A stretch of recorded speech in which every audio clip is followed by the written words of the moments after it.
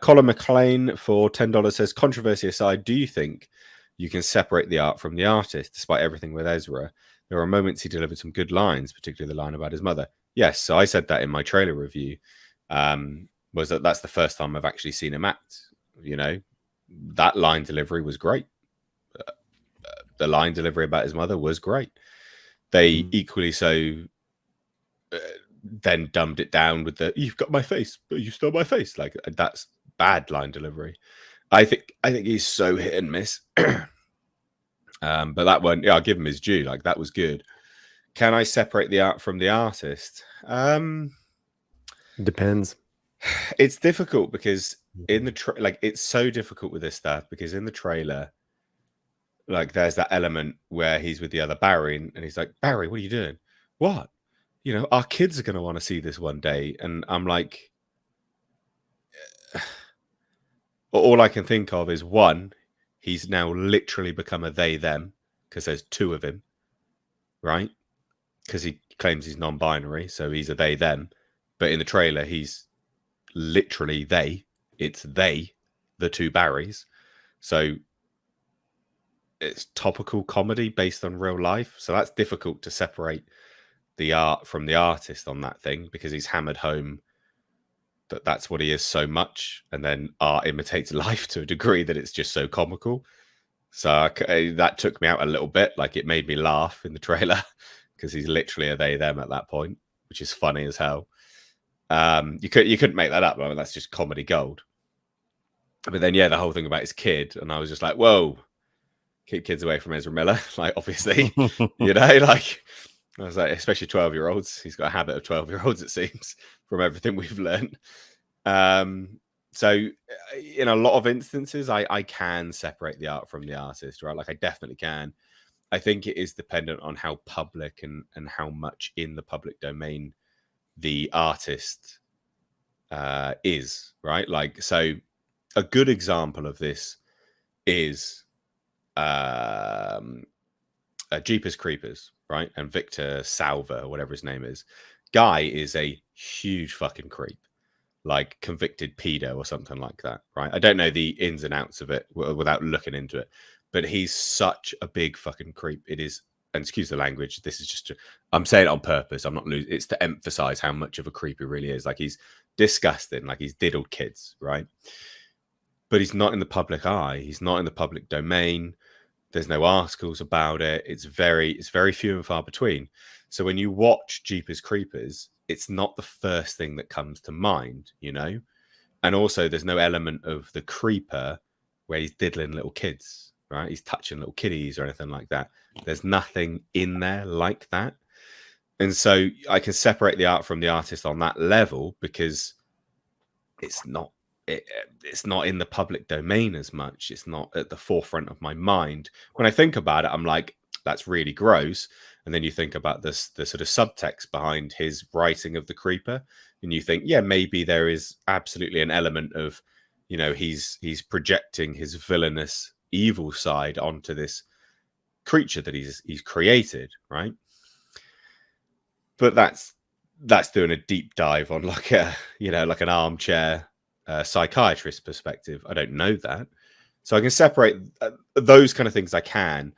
With Ezra Miller, it is difficult to do that so much because the film represents him as a they, because there's two of them, and then that brings it back as to how he is a protected class because he's a they them, and how it's in every single article that you cover, and how obviously he's talking about kids and he's well, and here's something I can say about this: is even before all this crap, like all of you chime in, yeah. Just as a pure actor, I never liked him, right?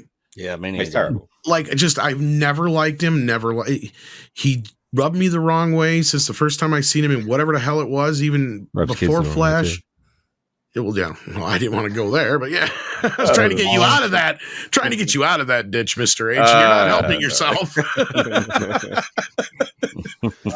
Once again, Mr. H. But no, just as a casting choice, like, here's the thing. We were talking about the casting choices of Snyder earlier. Sure, he was 50-50 pretty much, right? Like, Half of them are great, half of them are bad. I mean, I don't want to know if I really want to give him great credit for that or not, but Ezra Miller, like, that's the thing, is you got to judge him more by his bads than his goods, and his bads were real bad choices between Amber Heard, Ezra Miller, and Kryborg alone. Yeah. Like, Jesus criminy. Like, Ezra Miller, let's be real here. Even before all the crap, like I said, I just couldn't stand him. I found him to be whiny. I found the character they were trying to rip off Tom Holland's Spider-Man. Yeah. And the irony is now is everybody saying that this is ripping off No Way Home, which is funny, is because No Way Home was a result of this movie initially. Yep. This movie's been in development for so long that people had forgotten that the whole reason they brought back Toby and Andrew and the old Spider-Man villains was to compete with the Flash, bringing back Michael Keaton. Yep. And it's funny because I'm gonna have a slightly different opinion here now. You know, set aside the Wallflower film that he was in or whatnot.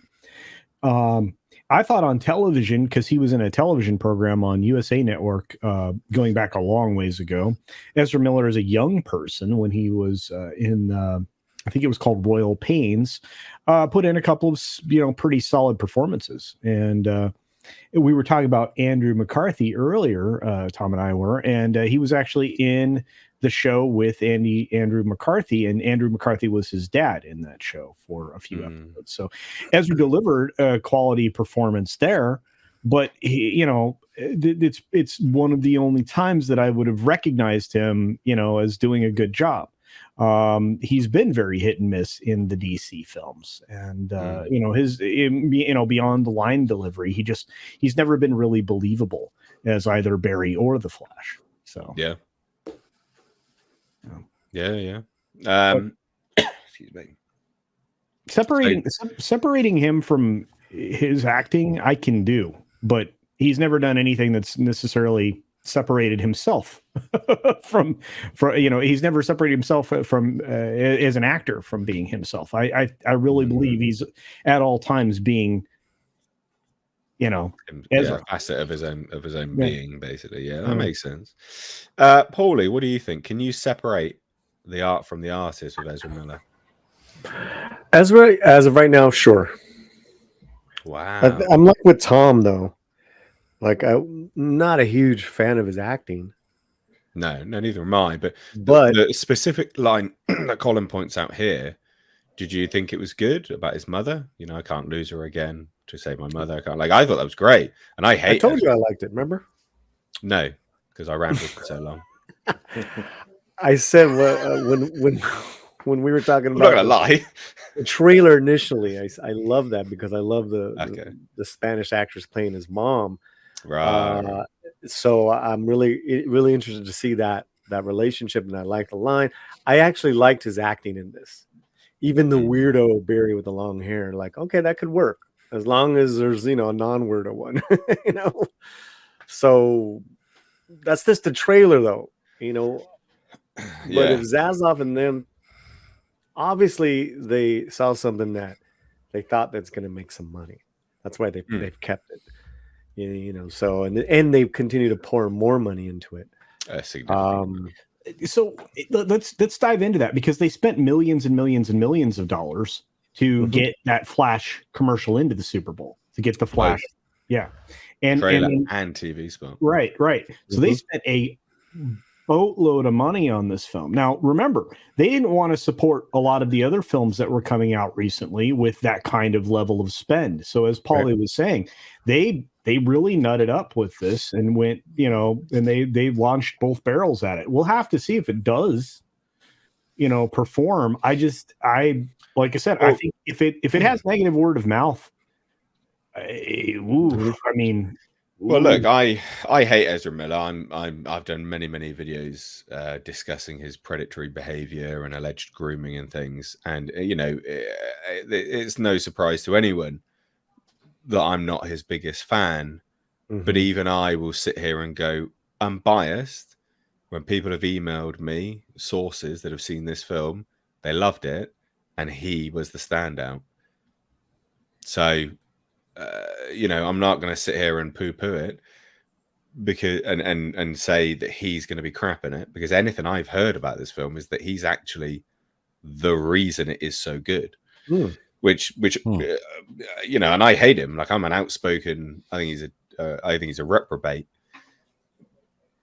But I'm not going to lie to you. Everything I've heard has been he's the best thing. He is so good, and it's his performance that carries the film, which to me was a surprise. Like, I was like, what? But then I kept hearing it, and it was from multiple sources that had seen the film, test screenings, etc.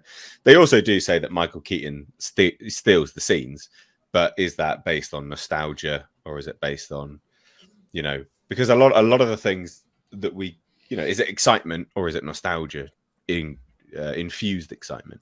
It's difficult to discern the difference sometimes. You know, when you saw him come out and go, yeah, I'm Batman, was that line delivery really that good? Did he look wooden? You know, did he waddle out like he had a, you know, like he was on a scarecrow frame? Yes, he did. But we all liked it. He did. I don't think so. He did waddle out. No, very but you're saying stiff. It's wooden. It was fantastic. No, his body movements were wooden. I followed it up with like he was stuck to a scarecrow frame, because he was. He's waddling out like he's very, very wooden, right? But we're also excited because it's nostalgia, because you're pleased to see him back in it. You know, not necessarily because it looks good specifically, but because it's good to see him. And they're selling the film on nostalgia as well. But anyway, you know, I think, but he got good reviews from that stuff as well. Yeah, So we'll just cover that.